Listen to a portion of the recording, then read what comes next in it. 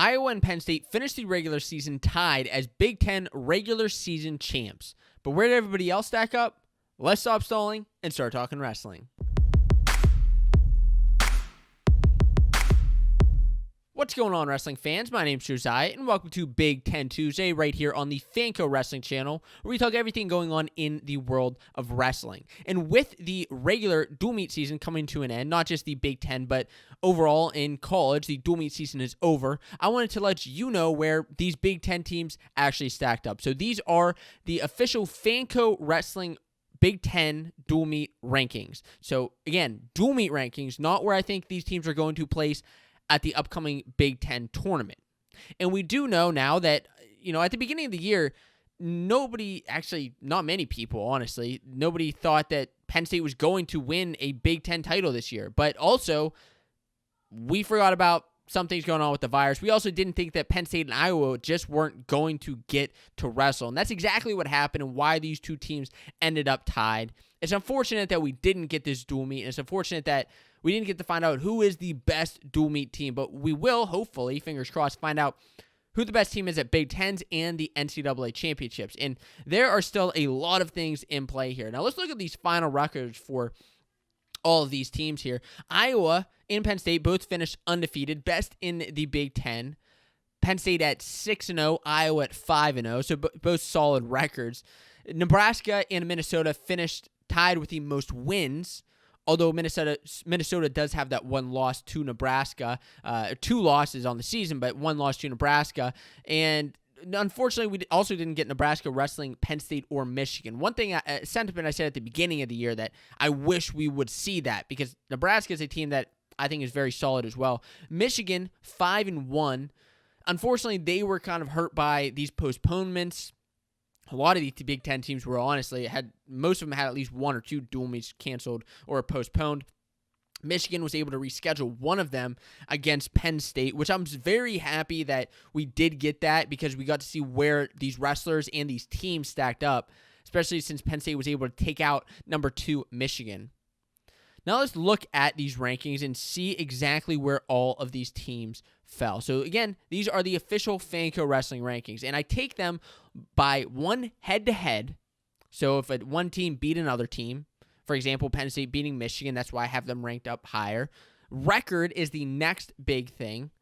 And yes, I understand that Penn State has 6 wins to Iowa's 5, but you can't really do that when they're both undefeated and haven't wrestled. And that's why I have them tied at number 1.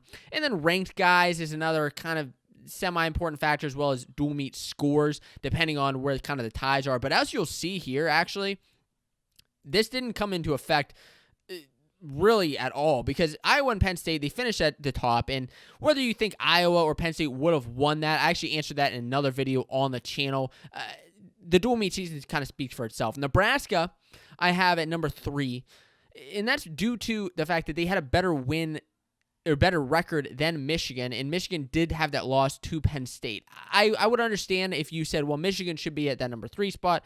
I get that, but because due to Nebraska's better record, that's why I have them there. Minnesota also had 7 great wins, with their losses only to Iowa and Nebraska, and that's pretty darn impressive. And then kind of we get into the interesting tidbits here, because Minnesota now, who finishes out the top 5, they beat Illinois. Illinois beat Ohio State, who beat Purdue. Purdue beat Northwestern, who beat Wisconsin. So there's like a little train of wins, losses. Now, the one little caveat here is that Wisconsin actually did have a lone win on the season over Purdue. So that kind of breaks it up there. But due to all these other kind of dominoes falling into fashion, that's kind of where that ends up. Now, outside of the top 10, at number 11 is Michigan State. Number 12, Indiana. Number 13, yes, New Jersey fans, I have Rutgers. Number 14 is Maryland.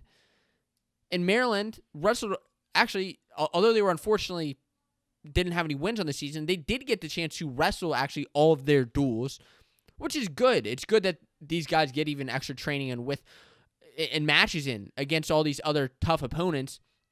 They wrestled them all except for Rutgers, I believe, was their only loss or only match they didn't get. Now, why do I have Rutgers so darn low. Why do I have them at number 13? Are you kidding me, Josiah? Why is Rutgers at number 13? Well, they're they have 0 wins on the season as well. They're 0-4. Some of that was due to matches being postponed, and they were actually one of the biggest drops from the preseason. I had them at number 6 in the preseason. They finished this season at number 13. It was kind of rough year for them without Suriano. And, I say rough year, but it wasn't the worst year. They had close matches, close duels with Minnesota, Purdue, Ohio State, and with Sebastian Rivera, they're in good standing to have a decent Big Ten turnout at the Big Ten championships. But just with everything, they didn't really have a ranked win or anything on the year. They didn't have one win. And so because we're going off dual meet victories, they didn't have any. And that's why I have them at number 13. As far as Illinois, actually, they were one of the biggest jumps this season. I had them down at number 10 in the preseason, and they ended up bumping up all the way to number 6. All the way up to number 6. If they actually beat Minnesota, they would have been at number 5, which would have been very impressive. They started the season 4-0.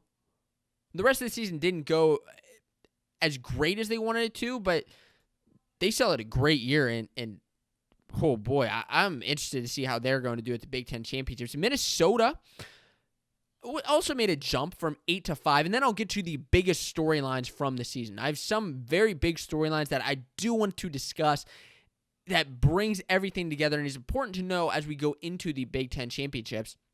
So Gable Steveson has just kept impressing this year, as well as Pat McKee, who bumped into the rankings at 125. Michael Blockus transferred into the Big Ten, and although he had kind of a rough start to the year, he did end out the regular season well with a win over Yaya Thomas. And Brayton Lee, I still think, can do something at the Big Ten championships and NCAAs. No, I actually didn't predict Minnesota in the top 5, and I wouldn't even say predict, because it was just the rankings, where the teams were at the beginning of the season compared to where they are now. So it wasn't a prediction, it was more of this is where the teams stand. I didn't have them in the top 5. Where I did have in the top 5 that didn't end up there was Ohio State. If you're curious as to the preseason rankings, I had Iowa at 1, Nebraska 2, Michigan 3, Penn State at 4, Ohio State at 5. Now let's talk about some big storylines from this season. Penn State and Iowa both finished with undefeated records, as I said. That was impressive. Both finished with undefeated records. Iowa 5-0 with wins, arguably better wins, over Nebraska, Minnesota, Illinois, Ohio State, and Purdue. And I say better because they were more ranked wins. Now, Penn State on paper has the better ranked win over number 2 team in Michigan. And that was great that they were able to get that duel in. And now, with Greg Kirkfleet potentially back in the lineup coming into the postseason, they could pose a threat to the Iowa Hawkeyes. And there's been a lot of bumping around for Penn State. I mean, at 149, we had no idea what's going to happen there because there have been, 4 guys already throughout the rest of this year between Gardner, Verclaren, Bartlett. I don't know who's going to end up getting the start there. Nebraska, though, they look good this year. Unfortunately, I think the one bad thing that I have to say about them is they didn't beat anybody huge. Like, because they didn't have Michigan, Penn State on their dual meet season, on their schedule this year, they didn't get the chance to beat them. They didn't get a chance to wrestle any of those big-ranked guys. They wrestled Iowa, but they kind of got smashed. But the guys on the team have been looking good. I think they've been coming alive. Eric Schultz currently sitting at number 2 at 197. I said he was going to do great from the beginning of the year, so I hope that kind of pans out. A couple more stories here. Michigan didn't get their chance at Nebraska. They also didn't get their chance at Iowa, which is unfortunate due to that postponement. But from the beginning of the year to now, with Ragusin coming into the rankings, Cam Amin having a relatively solid season, great win over Jolie at 65, and then I'm just pumped for the Paris versus Gable Steveson match. And another big storyline from this season, I think, is kind of like I already mentioned, the triangle with Purdue, Northwestern, Wisconsin, and then Wisconsin over Purdue. So there was kind of a triangle there, which made it a little bit difficult to rank. But, I think for me, this is just what makes the Big Ten exciting to watch year after year, is because anything can happen. I love reading comments from the beginning of the year that were like, there's absolutely no way that this or that is going to happen, and then it ends up turning out, because guess what? That's why we wrestle. That's why we watch wrestling, because it is so darn exciting. Looking forward to the Big Ten Championships. Lots of coverage coming here on the Fanco Wrestling channel.